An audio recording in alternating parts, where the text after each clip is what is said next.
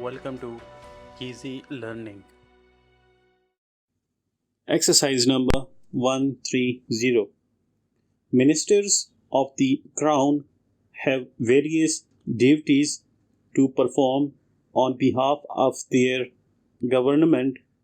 One is at the Exchequer, controlling the financial business of the country and looking into matters of expenditure.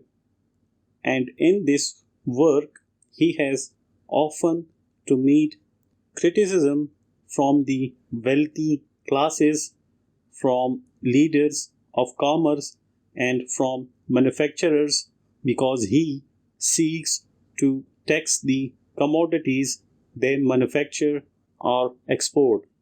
It is in the months of January, February, and March that he begins to think of his budget for the coming financial year.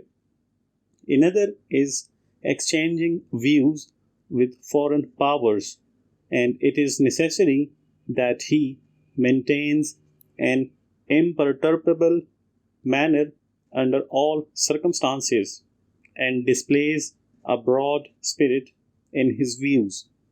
A third is maintaining the impregnable state of our coasts, or considering the inefficiency of our navy, which is very expensive, and formulating plans for making it more efficient.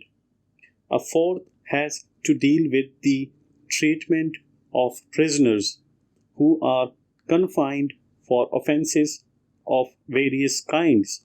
And though he may be a kindly man, he must not be swayed by false motives in the discharge of his duties.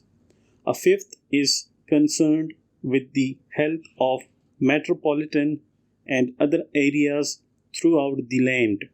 In addition to all this, such ministers are cross-examined in Parliament, and such ministers are and the result of such cross-examination depends very largely on the personal magnetism of the holder of the office. Full stop.